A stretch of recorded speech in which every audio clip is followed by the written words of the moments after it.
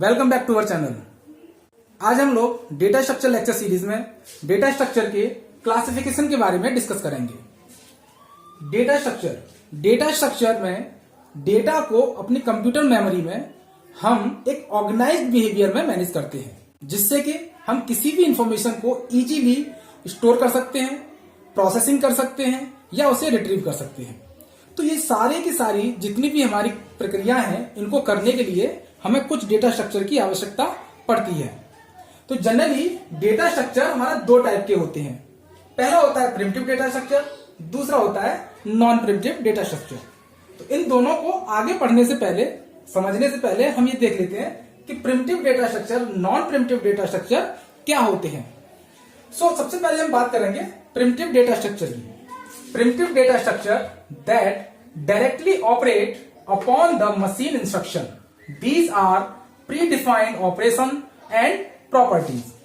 तो इस प्रकार के डेटा स्ट्रक्चर जो होते हैं हमारे, ये किसी भी मशीन से या कंप्यूटर मशीन से डायरेक्टली कम्युनिकेट या इंटरेक्ट कर सकते हैं। तो कंप्यूटर हार्डवेयर या कह सकते हैं हम कंपाइलर को इन सभी डेटा स्ट्रक्चर के बारे में पता होता है कि इनके ऑपरेशंस और इनकी प्रॉपर्टीज क्या होती हैं। तो ये हमारे डेटा स्ट्रक्चर हैं, इंटीजर, फ्लोट, कैरेक्टर और बुलियन। तो सबसे पहला है हमारा इंटीजर। तो इंटीजर में हम जब भी कोई वैल्यू स्टोर करते हैं तो वो एक रियल नंबर वैल्यू होती है। अगर हम चाहते हैं कि इसमें एक फ्लोटिंग नंबर वैल्यू को स्टोर करना चाहते हैं, लेकिन ये इस प्रकार की वैल्यू इंटीजर टाइप के डेटा टाइप में स्टोर नहीं की जा सकती है। क्यों? क्योंकि कंप्यूटर हार्डवेयर या कंपाइलर को यह पता होता है कि इंटीजर टाइप के डेटा टाइप में हम केवल रियल नंबर वैल्यू को ही स्टोर कर सकते हैं। अगर हमें फ्लोटिंग नंबर वैल्यू को स्टोर करना है तो उसके लिए हम फ्लोट टाइप के डेटा टाइप को लेंगे, जिसमें कि हम इस तरीके की वैल्यूज को स्टोर कर सकते हैं। इसके बाद आता है आपका कैरेक्टर एंड देन बुलियन। तो ये इस टाइप के जितने भी आपके डेटा टाइप कह सकते हैं या फिर आप इनको डेटा स्ट्रक्चर भी कह सकते हैं। तो ये आपके प्रिमिटिव डेटा स्ट्रक्चर होते हैं जो कि मशीन से डायरेक्टली कम्युनिकेट करते हैं। अब हम बात करते हैं नॉन प्रिमिटिव डेटा स्ट्रक्चर, जिनको कि आपको इस लेक्चर सीरीज के दौरान इन सबको स्टडी करना है। तो नॉन प्रिमिटिव डेटा स्ट्रक्चर क्या होते हैं? जनरली इस टाइप के जितने भी डेटा स्ट्रक्चर होते हैं वो मशीन से डायरेक्टली कम्युनिकेट नहीं कर पाते हैं, या कह सकते हैं कि ये टोटली डिपेंडेंट होते हैं किस पे? प्रिमिटिव डेटा स्ट्रक्चर्स पे। कहीं ना कहीं हमें अगर मशीन से कम्युनिकेट करना है तो हमें प्रिमिटिव टाइप के डेटा स्ट्रक्चर की आवश्यकता पड़ेगी। So the non primitive data structure derived from primitive data structure and not directly operate upon machine. यानी कहने का मतलब यह हुआ कि ये मशीन से डायरेक्टली कम्युनिकेट नहीं कर पाते हैं। अगर हमें मशीन से कम्युनिकेट करना है तो हमें किसकी आवश्यकता पड़ेगी? प्रिमिटिव डेटा स्ट्रक्चर की आवश्यकता पड़ेगी मशीन से कम्युनिकेट करने के लिए। फर्दर प्रिमिटिव डेटा स्ट्रक्चर दो टाइप के होते हैं। पहला होता है लीनियर डेटा स्ट्रक्चर और दूसरा होता है नॉन लीनियर डेटा स्ट्रक्चर। तो अब हम समझेंगे कि लीनियर क्या होते हैं और नॉन लीनियर क्या होते हैं। लीनियर डेटा स्ट्रक्चर ऐसे डेटा स्ट्रक्चर होते हैं जो कि सीक्वेंसली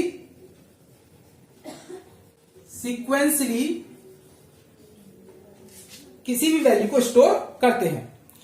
कौन कौन से होते हैं आपके लीनियर डेटा स्ट्रक्चर? पहला होता है array, list, stacks and Q. तो इसमें हम किसी भी वैल्यू को एक सीक्वेंसली फॉर्मेट में स्टोर करेंगे और उसे प्रोसेस करेंगे। तो जैसे अब हम बात करें एरे की। तो एरे क्या करता है? ये सेम टाइप के डेटा टाइप को या वैल्यू को स्टोर करता है, लेकिन करेगा कैसे? सीक्वेंसली फॉर्मेट में स्टोर करेगा। जैसे मान लीजिए हमारे पास कुछ वैल्यूज हैं। इन वैल्यूज को अगर हमें एरे के माध्यम से स्टोर करना है तो कैसे करेगा? सीक्वेंसली स्टोर करेगा। 2, 4, 6, 8। इसके स्थान पे हम और भी वैल्यू ले सकते हैं, जैसे कि 13, 19, 22 एंड 29। हम जब भी किसी भी वैल्यू को स्टोर करेंगे तो कैसे करेंगे? सीक्वेंशियल फॉर्मेट में करेंगे। अब जैसे लिस्ट लिस्ट को अगर हमें स्टोर कराना है, लिस्ट में अगर हमें किसी वैल्यू को स्टोर कराना है तो कैसे कराएंगे, एक के बाद एक स्पेसिफाइड लोकेशन पे हम उस वैल्यू को स्टोर कराएंगे। लेकिन कराएंगे कैसे, सीक्वेंसली कराएंगे, एक के बाद एक वैल्यू को स्टोर कराएंगे। ठीक ऐसे ही हम स्टैक में क्या है, स्टैक का होता है आपका लास्ट इन फर्स्ट आउट। जैसे हमारे पास एक स्पेस है और इसमें हमें वैल्यू को स्टोर कराना है, तो सबसे पहले हम जिस वैल्यू को स्टोर कराएंगे तो वो सबसे नीचे आएगी। मान लीजिए हमने यहाँ पे वैल्यू 20 को यहाँ पे स्टोर करा दिया। इसके बाद हमारे पास और भी वैल्यूज हैं, तो यहां पे हमने 29 करा दिया, यहां पे हमने 35 करा दिया। तो हमने क्या किया, सबसे पहले जिस वैल्यू को स्टोर किया था वो अब कैसे निकलेगी, सबसे आखिर में। अगर हम उसे रिट्रीव करेंगे तो कब कर पाएंगे, सबसे आखिरी में। यानी कि जो हमारी वैल्यू सबसे ऊपर स्टोर हुई थी वो सबसे पहले क्या होगी, यहां से रिमूव होगी।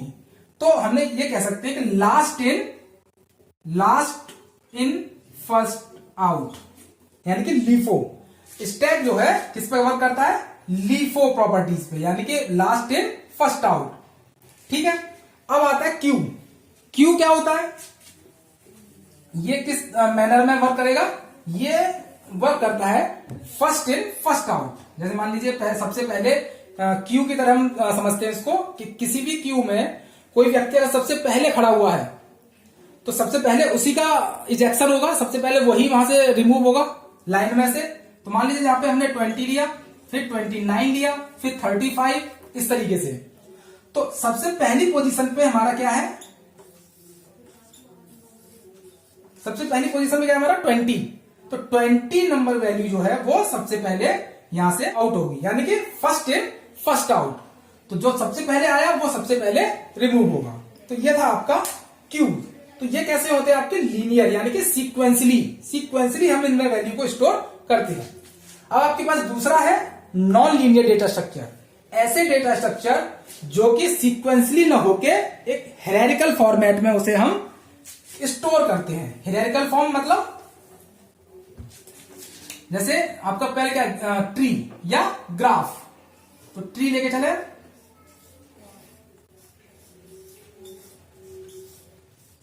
इस तरीके से।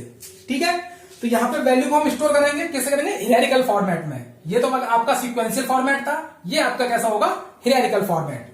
यानी कि हम यहां पे क्या करेंगे, 2, 5, 8, 12, 15, 19 एंड 25। तो देखिए यहां पे हमारा किसी स्पेसिफाइड लोकेशन पे ना होके एक के बाद एक वैल्यू को स्टोर न करके हम क्या कर रहे हैं, एक अलग अलग पोजीशंस पे वैल्यू को एक हायरार्किकल फॉर्मेट में स्टोर कर रहे हैं। तो ये आपका जो डेटा स्ट्रक्चर होगा वो कहलाएगा आपका नॉन लीनियर, जिसमें कि आपके पास कौन कौन से हैं, ट्री और ग्राफ। दो तरीके के आपके पास इसमें डेटा स्ट्रक्चर होते हैं। देखिए अब इसके डिफरेंशिएट के बारे में देख लेते हैं। जनरली एग्जाम में इन दोनों के डिफरेंशिएट के बारे में पूछा जाता है कि इन दोनों में क्या क्या डिफरेंट है। तो देखिए linear, all elements arranged in linear sequential order which each element has successor and predecessor except first and last element। देखिए इसका कहने का मतलब यह हुआ कि आपका हर एक एलिमेंट केवल पहले और आखिरी एलिमेंट को छोड़ के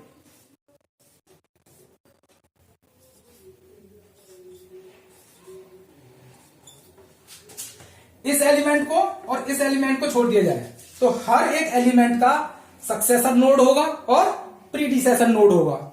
यानी कि इसके लिए आपका सक्सेसर हो गया 7, इसके लिए सक्सेसर हो गया 9, इसके लिए सक्सेसर हो गया 12। अब पहले और लास्ट एलिमेंट को छोड़ दिया जाए क्योंकि इसका प्रीडिसेसर नोड तो है लेकिन सक्सेसर नोड नहीं है। इसका सक्सेसर नोड है, इसका प्रीडिसेसर नोड नहीं है। तो अगर हम इन दोनों को छोड़ दें except from first and last element, तो देखिए 7 और 9 का, 7 का सक्सेसर हो गया 9 और 7 का प्रीडिसेसर नोड हो गया 3। इसी प्रकार 9 के लिए 12 हो गया सक्सेसर और प्रीडिसेसर हो गया 7। तो हम ये कहेंगे एक सीक्वेंशियल फॉर्मेट में हम हर एक एलिमेंट को इसमें स्टोर करते हैं और उसको उसी हिसाब से मैनेज करते हैं। ठीक है, अब बात करते हैं हम किसकी, नॉन लीनियर की। This data structure does not form a sequence, data element are arranged in hierarchical model. तो मैंने आपको बताया था अभी कि हम जब भी एलिमेंट को इसमें स्टोर करते हैं तो वो करते हैं हायरार्किकल मॉडल में। यानी कि यहां पे हो गया 5, 8, 12, 15, 19, 25 और 29। हमने यहां पे एलिमेंट को एक हायरार्किकल फॉर्मेट में स्टोर कर दिया। बट अब देखिए, ये तो हमारा था 2, 5, 7 और 9।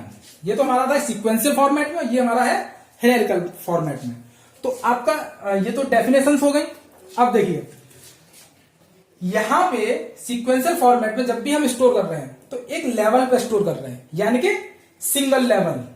यहां पे कह देंगे हम सेकंड पॉइंट, सिंगल लेवल पे। लेकिन नॉन लीनियर में हम चाहे तो आपका ट्री डेटा स्ट्रक्चर हो या ग्राफ डेटा स्ट्रक्चर हो, हमें यहां पे अलग अलग डिफरेंट लेवल पे वैल्यूज को स्टोर करते हैं। तो यहां पे क्या हो गया, मल्टी लेवल। यहां तो सिंगल लेवल, यहां पे क्या हो गया आपका मल्टी लेवल।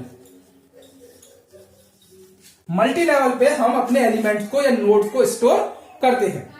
ठीक है, अगर हमें किसी भी वैल्यू को ट्रेवर्स करना हो या रिट्रीव करना हो तो हम यहां पे लीनियर डेटा स्ट्रक्चर में कैसे करेंगे, एक सिंगल लाइन में किसी भी वैल्यू को रिट्रीव कर सकते हैं। लेकिन यहां की बात करें नॉन लीनियर डेटा स्ट्रक्चर की, तो यहां पे हम क्या करेंगे, वही सिंगल लाइन में तो आपका यहां पे होगा नहीं, क्योंकि हमारा इसमें किसी भी वैल्यू को स्टोर कर रहे हैं तो वो कैसे कर रहे हैं, मल्टी लेवल पे कर रहे हैं।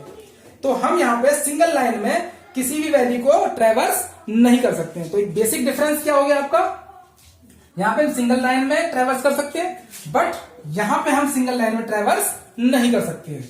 तो ये आपके लीनियर और नॉन लीनियर डेटा स्ट्रक्चर हो गए कि किस प्रकार से हम लीनियर में स्टोर करेंगे एलिमेंट को और किस प्रकार से हम नॉन लीनियर में एलिमेंट को स्टोर या रिट्रीव या प्रोसेसिंग करेंगे। तो हमने यहां पे आज ये पढ़ा कि डेटा स्ट्रक्चर आपके बेसिकली दो टाइप के होते हैं, primitive, non primitive. Primitive data structure में integer, float, character, boolean type के डेटा स्ट्रक्चर होते हैं। इनको हम डेटा टाइप भी बोलते हैं, जो कि आपके मशीन से डायरेक्टली कम्युनिकेट करते हैं।